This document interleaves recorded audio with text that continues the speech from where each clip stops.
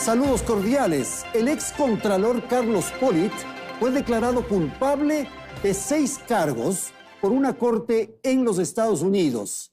Él fue responsable de una red extorsiva, mafiosa y criminal al amparo del gobierno de ese entonces. Belén, buenas noches. Muy buenas noches, Andrés, amigos, bienvenidos a este programa de Hora 25. Revisemos ahora la trayectoria pública de Carlos Pollitt. Su paso por el sector público comenzó en las aduanas. Comenzó como inspector y en 1987 fue administrador encargado de esa entidad en Guayaquil, mientras que su trayectoria política inició de la mano del expresidente Lucio Gutiérrez. Fue un hombre de su confianza y luego se convirtió en el contralor simpatiquísimo del gobierno de Rafael Correa. Les hemos preparado un reportaje con un resumen del camino recorrido por Carlos Pollitt. Su trayectoria política inició de la mano de Lucio Gutiérrez y el partido Sociedad Patriótica. Se desempeñó como secretario de la presidencia. Fue además nombrado gobernador del Guayas y ministro de Bienestar Social. En el 2006, bajo el auspicio de Sociedad Patriótica, ganó como parlamentario andino suplente. En 2007 empezó su camino hacia la Contraloría General del Estado. En ese momento era el primer mandatario el que debía elegir de una terna enviada por el legislativo al principal de esa institución. Pollitt encabezaba la lista y el presidente de ese entonces, Rafael Correa, se decantó por él. Los 3 son de Sociedad Patriótica, por favor. Pero ya lo designó usted, presidente. ¿Y qué quería? ¿Que le devuelva la terna y rompa la Constitución? ¿Eso es lo que quieren? Lo que fue calificado como una cuota para conseguir el apoyo de Sociedad Patriótica en el legislativo. Hoy con satisfacción les puedo decir, nos sentimos muy contentos de tener un contralor de un partido de oposición, pero que es un hombre honrado y nos ayudará a fiscalizar cada uno de los actos del gobierno. En 2008 la mayoría de ecuatorianos aprobó una nueva constitución y entre los cambios estuvo la creación del Consejo de Participación Ciudadana y Control Social, que se convirtió en la entidad encargada de la selección y designación de las autoridades de control. Pollitt se postuló en el primer concurso. Sin renunciar a su cargo, buscaba la reelección. Y esto fue gracias a una medida cautelar dictada por la Corte Constitucional de la época. Sorprendentemente obtuvo una calificación de 100 sobre 100. Las 5 impugnaciones que presentaron en su contra tampoco importaron. Y así alargó su periodo. Tanto se alargó que estuvo en este cargo por casi 10 años. Como resultado de un concurso sujeto a exigencias y al que concurrieron ciudadanos con valiosas hojas de vida, compromete mi actuación como hasta hoy exclusivamente en la aplicación de la ley con un manejo de la ética y la transparencia que debe caracterizar a un funcionario público. Y aunque decía ser un hombre impoluto que luchaba contra la corrupción, el caso Odebrecht terminó develando sus reales actuaciones. En 2016, exfuncionarios de la constructora brasileña reconocieron que coimaron a altos funcionarios ecuatorianos. En junio de 2017, en los allanamientos que realizó la Fiscalía, estaban también propiedades de Pollitt, pero ya era tarde.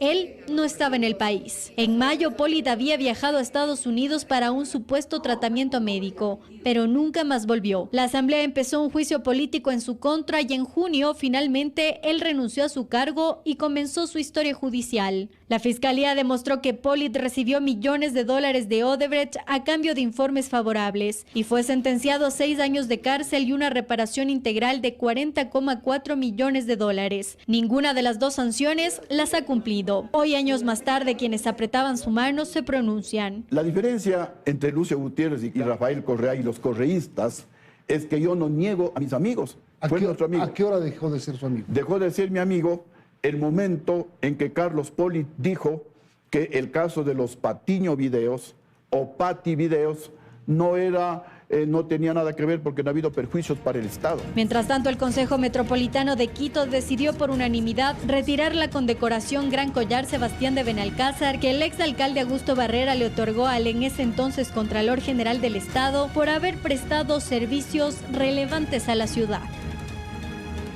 Saludo la presencia de nuestros invitados esta noche aquí en el estudio de Teleamazonas.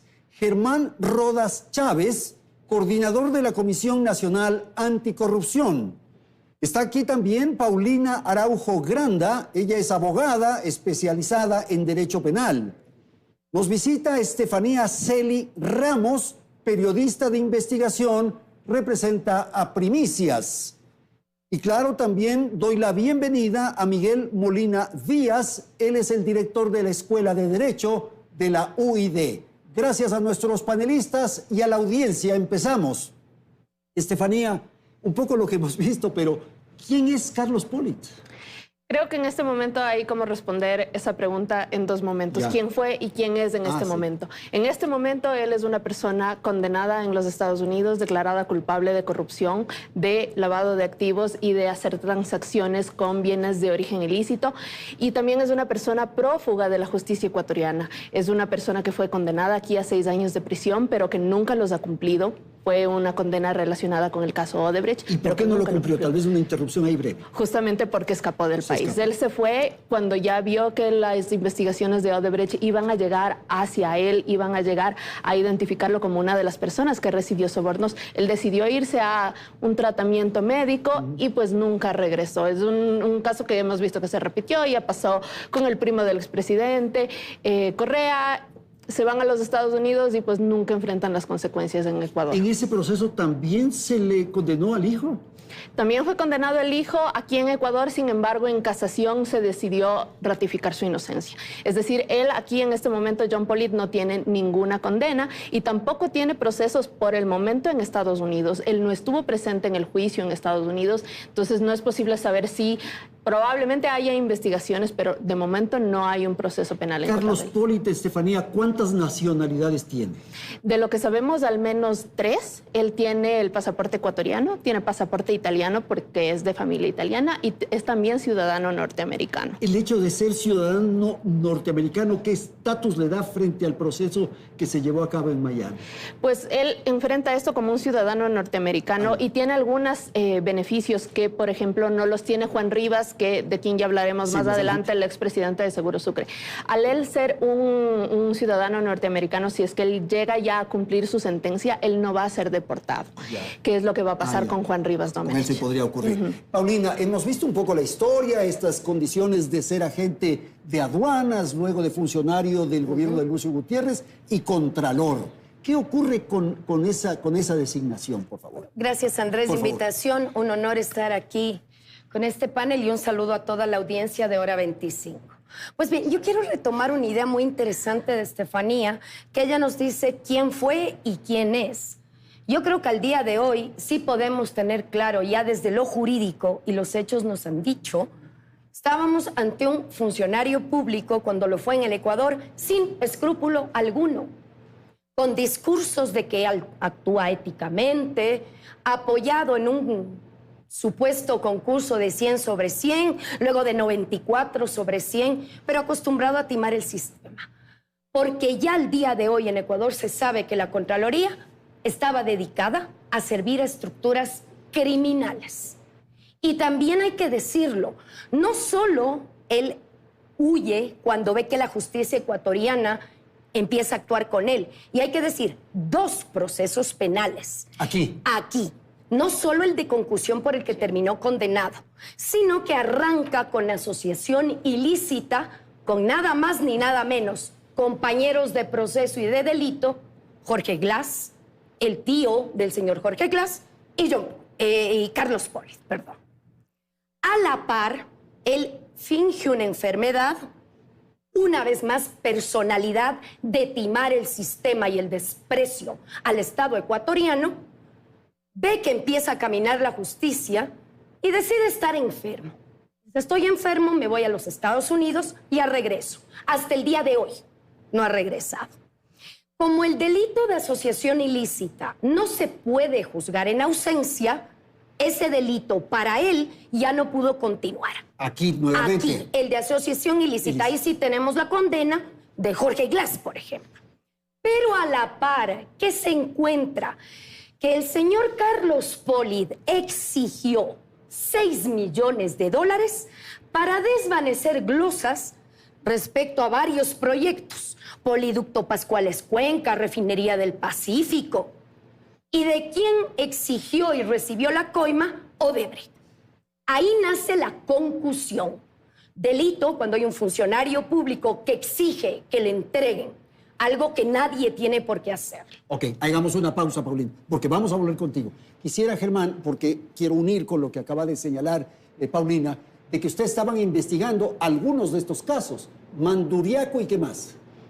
Gracias, Andrés. Un saludo cordial. Buenas noches a los compañeros del panel. En el 2015 se instituye la Comisión Nacional Anticorrupción por voluntad ciudadana de gremios, de grupos académicos, etcétera, etcétera. En el 2015 mismo, en septiembre, denunciamos en Fiscalía el tema de Manduriaco. Sabíamos perfectamente lo que estaba ocurriendo. Sobreprecio en Manduriaco, Contralor absolutamente callado. 2016, febrero, nosotros denunciamos la venta de los terrenos de El Aromo por un monto enorme. Estaban catastrados en alrededor de $300,000 y el Estado pagó $10 millones y era evidente que el Contralor sabía y estaba silenciado. Entonces interpusimos acciones en Fiscalía, las canastearon, pero evidentemente y al propio tiempo Poli se dio cuenta que la Comisión Nacional Anticorrupción sabía que ese era un cargo, el de Contralor, al servicio de Odebrecht. De tal forma que mientras hacíamos estas acciones y algunas gentes vinculadas a Manduriaco nos enjuiciaban, llegamos a tener una deuda de $50 millones por multas supuestamente y por pedidos de pagos debido a que habíamos supuestamente calumniado a estas gentes. Digo, de manera paralela, Poli nos pone un juicio que llega a ser tramitado alrededor de todo el año 2016 y el 20 de abril... Se estableció sentencia. Y el 20 de abril del 2017, exactamente hace 7 años, la jueza Karen Matamoros leyó una sentencia que le dieron redactando en algún lado, mediante la cual condenaba a la Comisión Nacional Anticorrupción a todos sus miembros a 1 año de prisión y para que además pagáramos una multa equivalente a un salario de este funcionario. Germán, y después retiró cuando ya se leyó la sentencia. Cuando se lee la sentencia, el doctor Ulloa, que era su abogado, retira, pero ¿Qué nombre del abogado? Hernán, que fue presidente de Hernán Ulloa. Pero pretendían con eso ponernos contra la pared, callarnos, tener los juicios los otros en contra de los miembros de la Comisión Nacional Anticorrupción. Pero aquello no ocurrió porque teníamos la certeza de que Odebrecht tenía un contralor a su servicio, teníamos la certeza de que Odebrecht asaltaba este país mediante la acción colusoria con este ciudadano y es evidente que esto ha quedado probado. Una sola idea, en esa sanción ficticia yo quiero rescatar varios nombres de 4 compañeros que ya no nos acompañan. Jorge Rodríguez Torres, que fue el primer coordinador de la comisión, la doctora Isabel Robalino, la doctora María Arboleda y el doctor Julio César Trujillo. En su lucha y en atención a su prestancia y a su idoneidad, la Comisión Nacional Anticorrupción ahora sigue en este mismo compromiso, que es un compromiso de vida y un compromiso ético. Gracias. Karen Matamoros sigue en el sistema. Sí, de lo que tengo entendido sigue siendo jueza, dicta sentencias, ejerce poder de jurisdicción. ¿Se habrá arrepentido? ¿Y qué ganamos que se arrepienta cuando el daño está hecho? Ok, Miguel, Hipólito estructuró un sistema, incluso reformó ciertos contenidos de la Contraloría justamente para tener vía libre en estas fechorías. Por supuesto que sí, Andrés. ¿Qué pasó? En primer lugar, un saludo a quienes nos escuchan y a los compañeros de panel. Sí, en efecto, creo que hay que entender a Poli como la hipérbole de una época de degradación del Estado y del sistema democrático, en el cual diseñaron un sistema legal, primero para entregar un poder inmenso al Contralor y que ese poder sirviera para tapar actos de corrupción por medio de algo que en ese momento se dio del siguiente modo, y era que la Contraloría tenía que emitir un indicio de responsabilidad penal para que la Fiscalía pudiera formular cargos en contra de corruptos. La Fiscalía no podía iniciar una acción si es que no había un informe de Contraloría. Ese fue el diseño que se inventaron para, de algún modo, a través de la figura del Contralor de esa época, de algún modo proteger a sus corruptos. Eso es lo que hicieron. Hoy creo que ya es evidente, pero en ese momento era un contralor de lujo, simpatiquísimo. Lo utilizaron y él fue parte de una estructura criminal para proteger a corruptos durante 10 años. Y eso hay que recordarlo vivamente en este país. Miguel, y con ese esquema que ahora mismo estamos comentando, él se convertía en un personaje sumamente poderoso. Extremadamente poderoso. Y creo que junto al poder, lo que él quiso finalmente es ser extremadamente millonario, ¿no? Hemos visto cómo en la justicia en Estados Unidos pagó fianza de 18 millones de dólares, 14 millones de dólares. Es decir, es una persona que puede entregar dinero sin ningún problema y sin que le cueste, ¿no? Sacándose del bolsillo. Creo yo que también para los ecuatorianos lo que ha pasado con el Contralor Pollitt es una lección de qué es lo que queremos del servicio público. Él debía controlar las finanzas, él debía controlar las cuentas públicas, y lo que sucedió es una vergüenza, es algo que nos avergüenza profundamente. Esto me parece fundamental y hay que subrayar. Él estaba llamado para cuidar los dineros públicos, los dineros de los ecuatorianos, y estaba provocando esto que estamos comentando. Claro, y justo ese fue uno de los argumentos de cierre de los fiscales norteamericanos. Ellos dijeron, este era un funcionario que debía resguardar los recursos de los ecuatorianos, pero se convirtió en una figura totalmente lo contrario, en una figura que buscaba un beneficio propio para él y para su familia, para poder lavarlo en los Estados Unidos, tener una vida de millonarios, que es la que hemos visto que tienen allá, con propiedades muy lujosas en sectores muy lujosos de Miami y también de otros países. Entonces, al final, la figura terminó totalmente desvirtuada. Ahora, ¿él actuó solo? Porque daría la impresión de que el malo de la película es Pollitt. Evidentemente es el malo, pero ¿estaba solo? No, tenía a su hijo. Lo que se ha visto en las investigaciones en Estados Unidos es que el principal cómplice, allá le llaman el co-conspirador, era el hijo John Pollitt. Esta persona se encargaba de hacer estos préstamos falsos que hicieron para lavar dinero, de recibir allá, nos enteramos también que a través de otros métodos de lavado de activos se recibió dinero en efectivo, por ejemplo, Diego Sánchez aquí en Ecuador, a cambio de transferencias en los Estados Unidos. ¿Y qué hacían? No solo recibían ese dinero, lo invertían, lo multiplicaban. ¿Lavaban? Invertían, pero además lo multiplicaban, generaban ganancias sobre los sobornos. Entonces ellos cogían, compraban casas, las remodelaban y las vendían más caro. Un negocio con ese capital. Además, claro, no solo lo lavaban, generaban ganancias sobre eso. Eso es lo más importante que para mí se ha revelado en este juicio. Nadie lo conoce a Carlos Pollitt, Paulina. Claro, todo el mundo lo niega, siempre. Somos el país del pretexto. Perdóneme, yo vuelvo a insistir. El personaje fue y es alguien que desprecia la función pública y un profundo desprecio al país. Tenía que velar por el pulcro uso de los recursos del Estado ecuatoriano, hizo todo lo contrario. Pero mire que ese mal comportamiento se da desde cómo él primero logra negociar a través de un partido político, quedarse con el otro, lo nombran primero de una terna, ahí se lavan las manos diciendo no tenía que más hacer.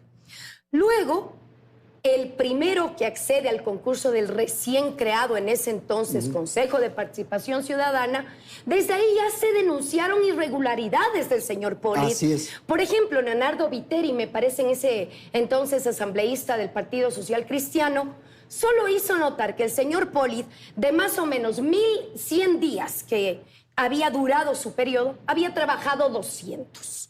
O sea, no estábamos ante un personaje que respetaba un mínimo.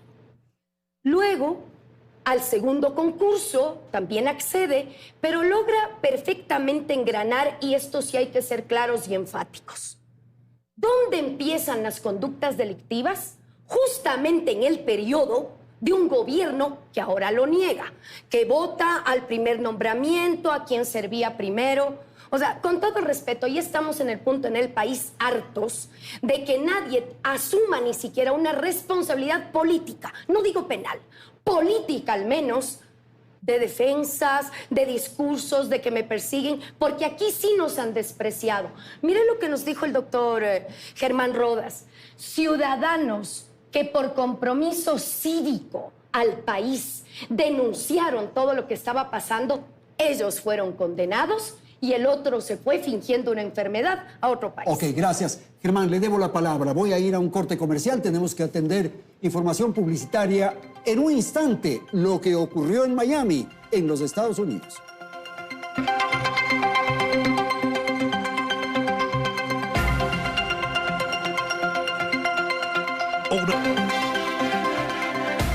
Amigos, gracias por seguir en nuestra sintonía. El próximo 18 de julio, la jueza Kathleen Williams dará lectura a la sentencia en contra del excontralor Carlos Pollitt.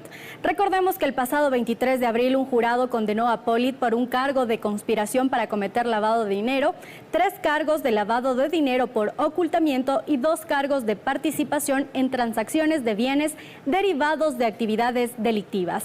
Veamos en el siguiente reportaje que lo realizamos apoyado en el trabajo que llevó a cabo Primicias desde la Corte en Miami.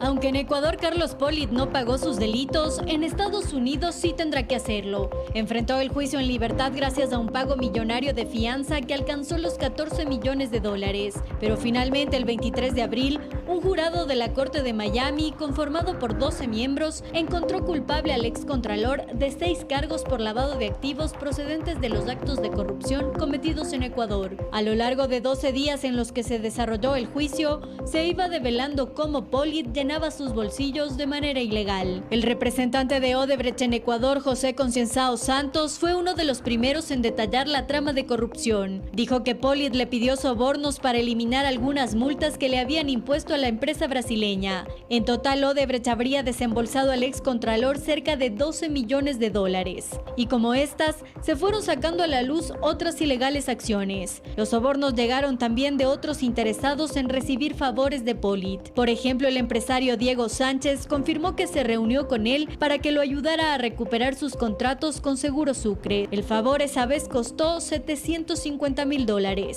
Las investigaciones también develaron los múltiples viajes de Pollitt hacia Miami, en donde hay una extensa lista de propiedades que habrían sido adquiridas con el dinero de los sobornos, aunque evidentemente no están a su nombre. El día en que el jurado dio su veredicto, Pollitt se mantuvo tranquilo. La fiscal que llevó el caso pidió su detención por riesgo de fuga, porque ya lo hizo en Ecuador. La defensa de Pollitt indicó que él estaba dispuesto a entregarse voluntariamente. Se retiró la chaqueta y la corbata y fue trasladado hacia el Centro de Detención Federal de Miami. Pollitt enfrenta ahora una pena máxima de 100 años de prisión. La sanción mínima es de cerca de 11 años. Teniendo en cuenta la edad del excontralor, 73 años, se le podría aplicar algún tipo de pena reducida. Como parte de la sentencia, la Fiscalía pidió además que se decomisen 2 bienes. El jurado aceptó decomisar 1.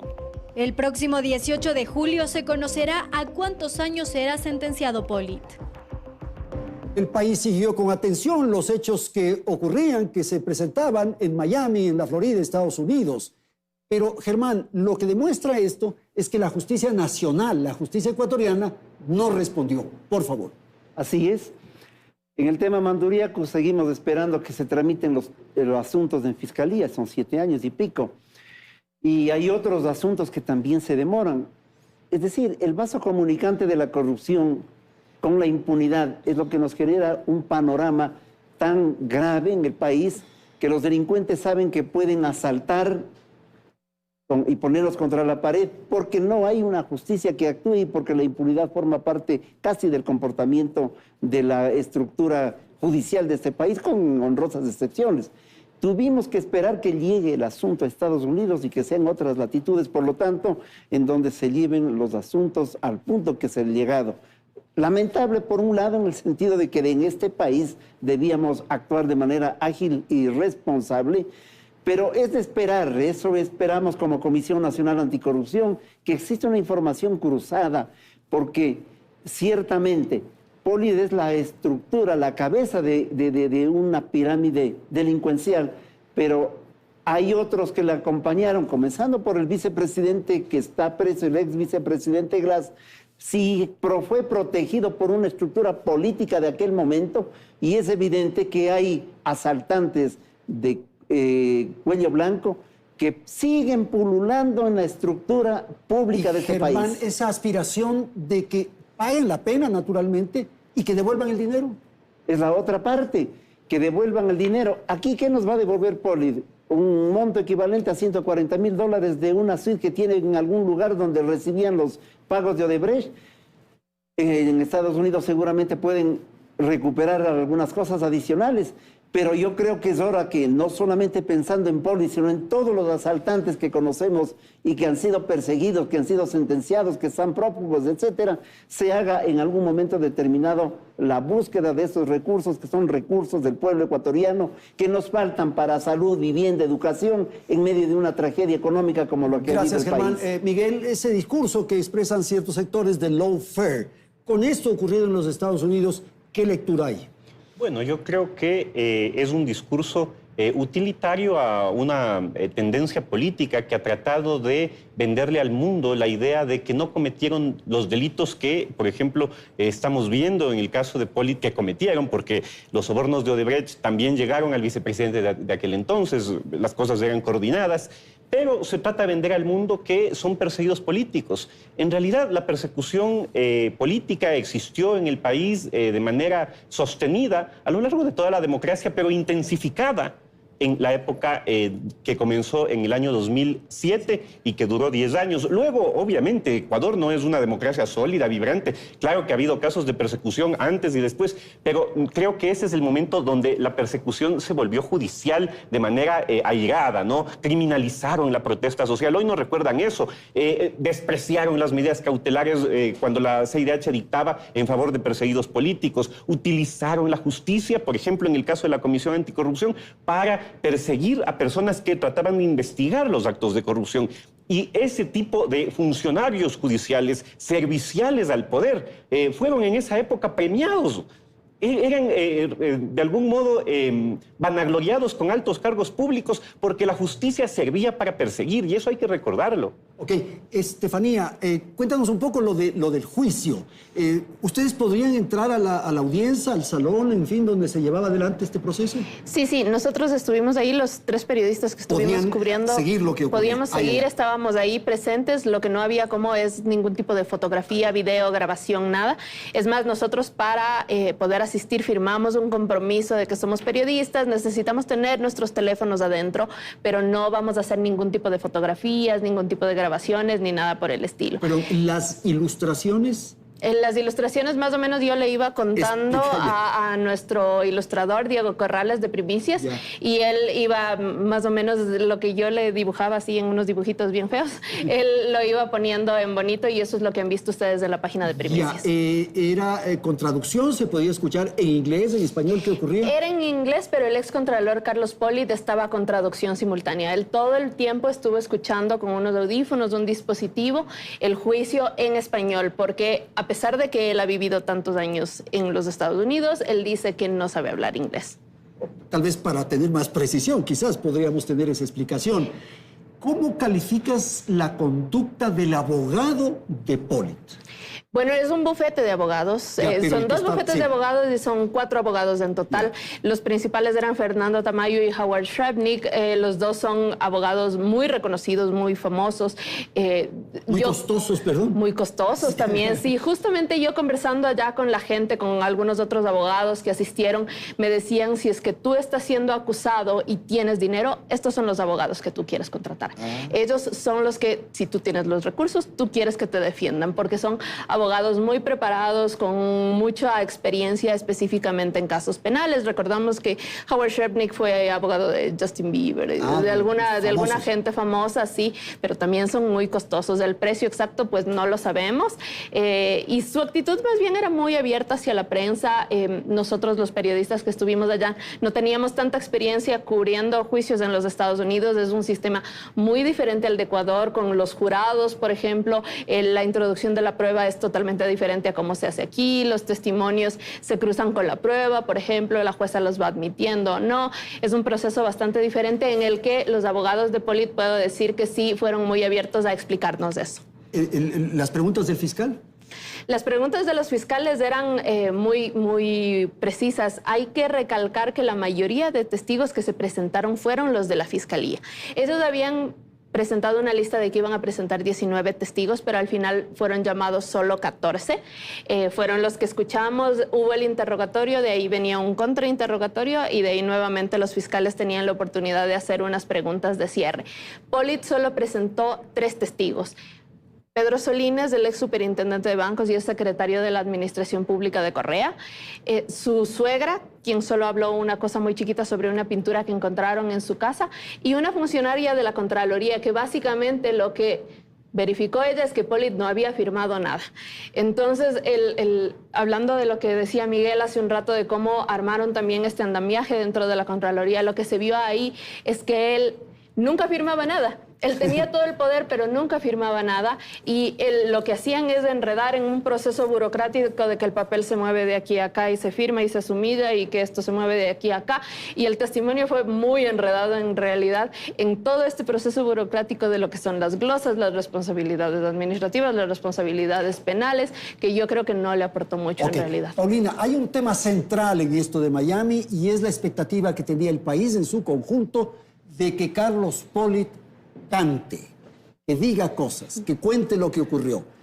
¿Cómo lees ese silencio al que se acogió el excontralor? Bueno, yo creo que él en este punto, como si está ante un sistema de justicia al cual respeta, al que no tima, al que no le pone trampa y nadie le va a tomar decisiones a favor de la impunidad, pues yo me imagino que la recomendación del abogado fue: usted defiéndase de ese caso. Vamos a ver qué ocurre aquí, porque son 6 cargos. No es un delito, son 6 cargos que sí hay que dejarlo claro. En la justicia americana no están analizando el caso de que él exigió coimas o Odebrecht. No es el caso de concusión ecuatoriano.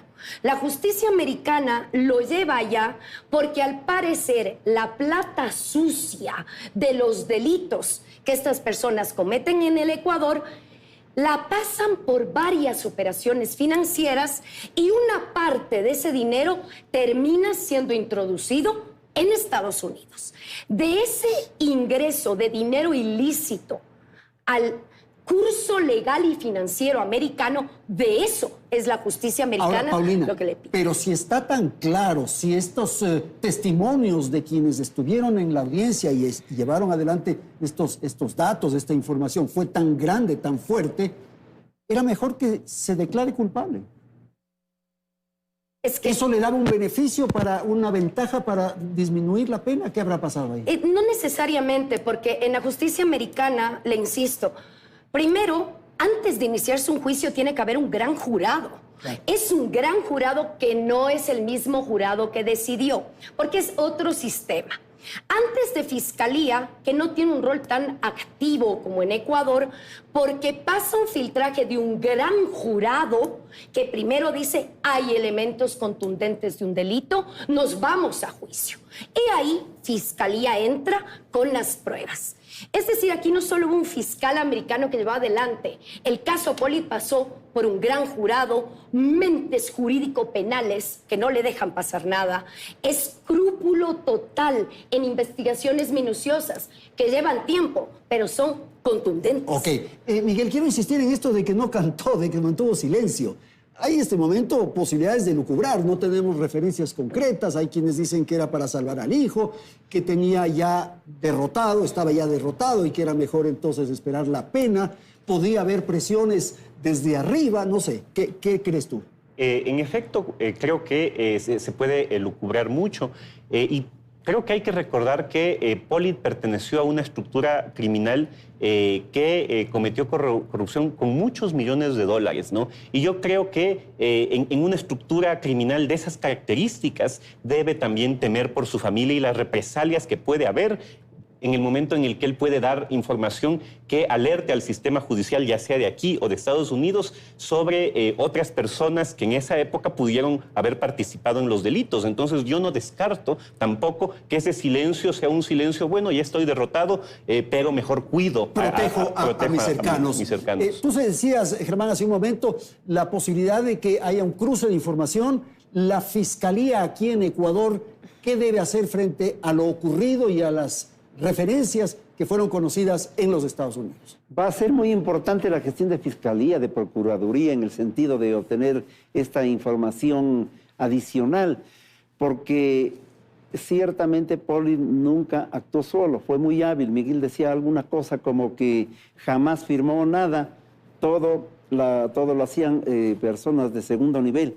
Es que una de los ardis con los que él funcionaba era que levantaba la glosa a él, de tal manera que allí sí aparecía la firma. No lo hacía, no sentenciaba la glosa él mismo y la quitaba porque no hubiese sido procedente en el mundo delincuente, inclusive esta conducta, de tal manera que él se las cubría. Creo que es indispensable además que en el Ecuador se haga por fin una indagación completa sobre el trámite Odebrecht en la obra pública de este país. El metro de Quito tiene sobreprecio, por ejemplo, y es una obra importantísima, pero nadie quiere tocar ese tema. Se cubren en el municipio, tiemblan, se ponen con susto cuando se trata de hablar del asunto y amarran votaciones para decir no vamos a hacer la fiscalización correspondiente. Todas las cantidades, aparentemente entre 5.500 y 6.000 millones de dólares de inversión de Odebrecht, deben ser auditadas de manera pulcra, activa, y allí vamos a tener una lista que encabeza ciertamente Pollitt, que distribuía además dineros para chantajear y para comprar justicia, y vamos a tener una lista bastante completa que involucrará ciertamente a quienes ejercieron cargos importantes en el periodo en el cual él actuó como contralor. Gracias. Paulina, no sé si quieres agregar a eso, algo de eso. Interesante sí me gustaría del caso del cual está prófugo Pollitt, condenado a 6 años por concusión, por exigir coimas. No solo se le condenó a los 6 años, sino que él tenía que pagar 40.4 millones de dólares. Devolver. Al Estado ecuatoriano. Claro. Porque obviamente un delito de concusión, ¿quién es el afectado? Todo el Ecuador, porque se trastocó la eficiencia de la administración pública. Obviamente no dio la cara y de los 40.4 millones, ni uno. Ni uno, ni un medio. Y eso no solo de él.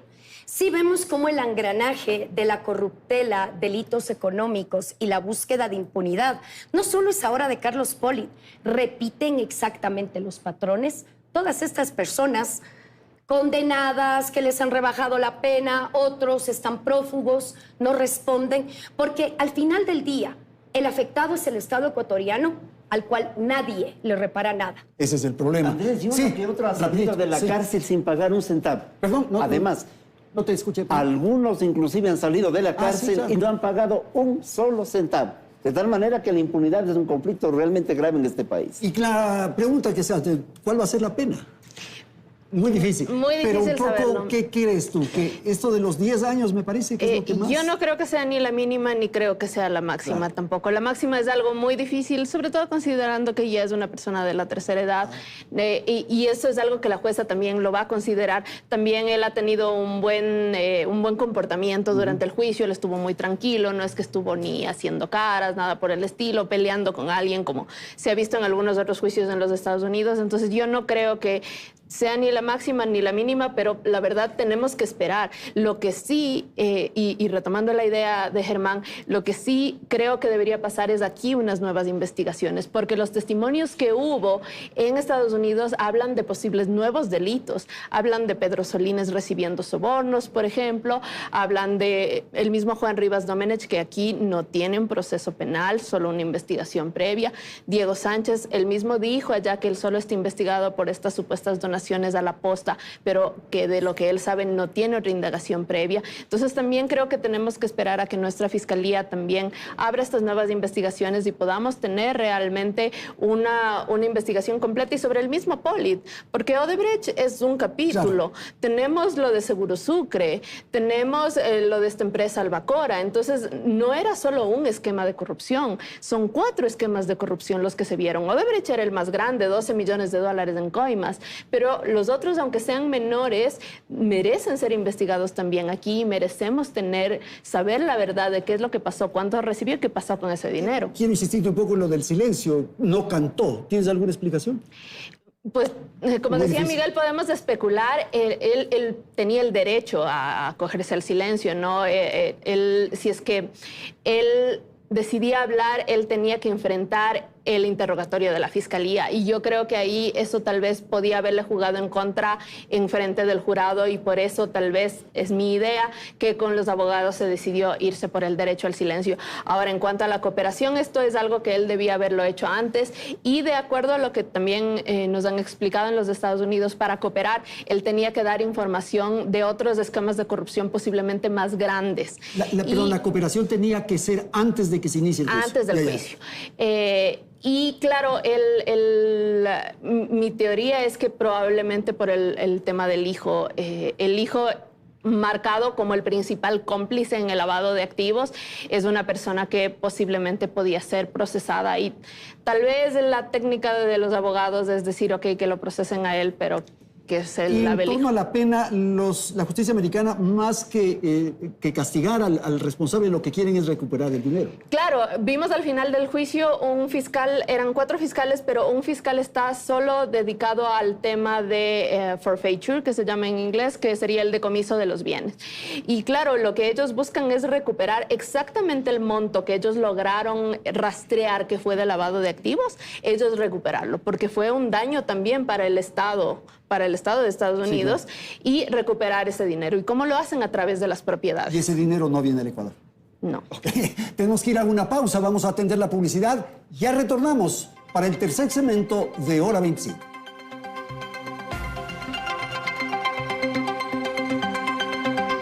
Bien, vamos con el tercer segmento del programa. Miguel, le quiero dar la palabra para que nos comentes ¿Qué opinión hay sobre la justicia ecuatoriana? Porque aquí también se pone en juego lo que está ocurriendo con el sistema judicial en el país. Sí, Andrés, precisamente yo creo que el caso de la doctora Matamoros, que fue la jueza que condenó a la Comisión Anticorrupción en aquel entonces, en realidad nos interpela a los ecuatorianos y tenemos que hacernos preguntas. Si de verdad queremos transformar la justicia, debemos hacernos un tipo de preguntas que tiene que ver con la memoria histórica. Cuestionar lo que pasó es urgente porque los ecuatorianos no nos merecíamos jueces que recibieran órdenes para proteger a corruptos y que condenaran a inocentes. Yo quiero decirlo claramente, ella va a pasar a la historia como la mujer que condenó a la primera senadora de la historia ecuatoriana, a Isabel Robalino. Y yo recuerdo que la doctora Robalino, en esa audiencia histórica, porque yo tuve la ocasión de estar ahí apoyando a los miembros de la Comisión Anticorrupción, la doctora Robalino con una profundidad le dijo, en todo caso, me alegra que toda la lucha que yo hice haya servido para que mujeres hoy administren justicia en este país. Y yo sí he estado recordando eso. Creo que la justicia ecuatoriana atraviesa uno de sus peores momentos. El caso de Polit, el caso de la jueza Matamoros, que no protegió derechos, nos deben interpelar y nos deben hacer pensar en cómo reconstruir esto. Y la tragedia, Miguel, de que lleven la sentencia ya elaborada, escrita, simplemente para que la firmen. Bueno, parece que esa era la práctica en aquel entonces. Usaban, ¿no? Parece que esa era la práctica. Y yo sí digo, digamos, hay algo muy importante ahí.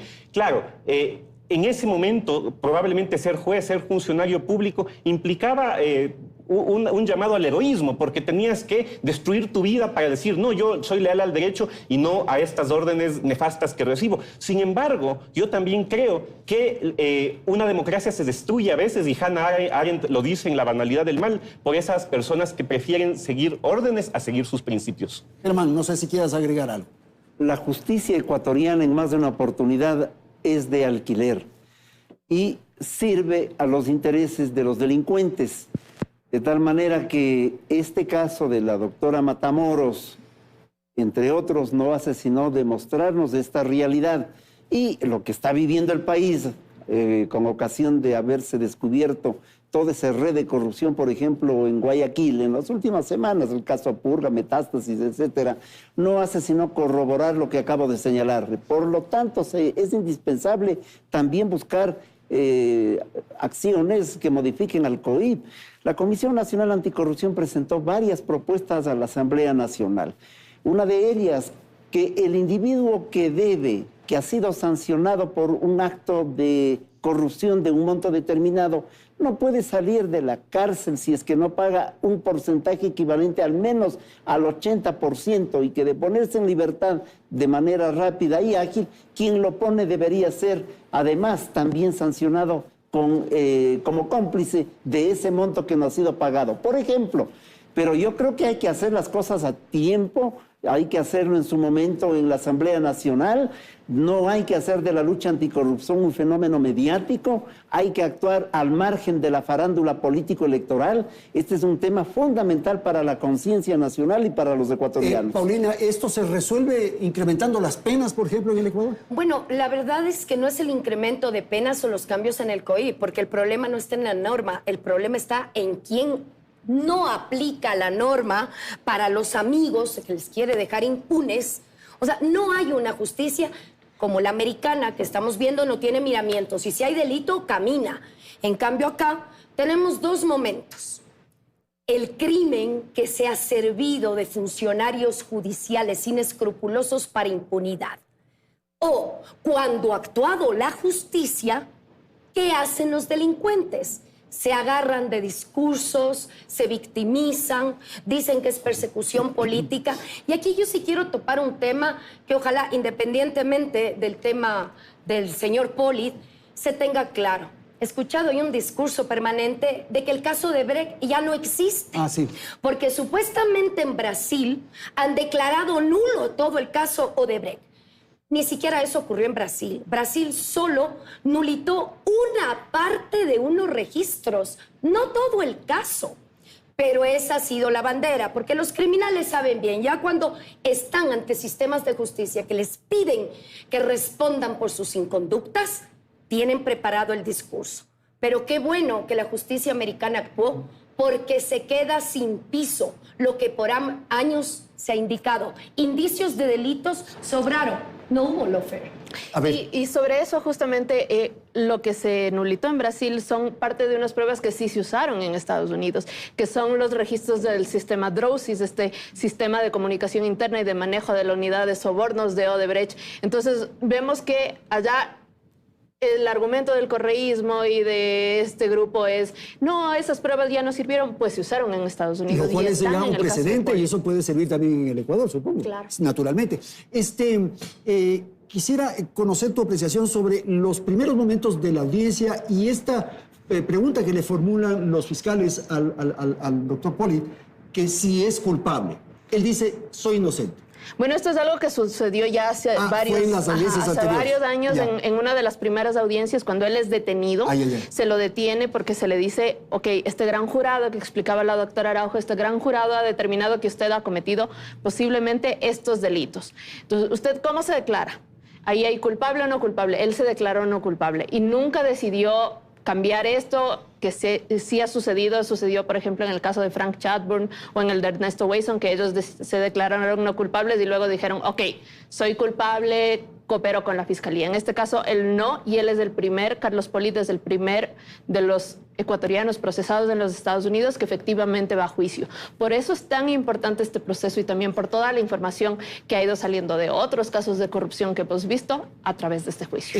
¿Qué va a ocurrir el 18 de julio? ¿Va a ser una audiencia? ¿Cómo va a ser? Es una audiencia, estará presente el señor Polit, su defensa, los fiscales y la jueza tiene que leer la sentencia. Básicamente es eso, ya en esto no hay jurado, ya el jurado, su papel terminó, ellos tenían que decir culpable o no culpable, le declararon culpable en los 6 cargos y en este caso ya solo se espera la sentencia con la pena.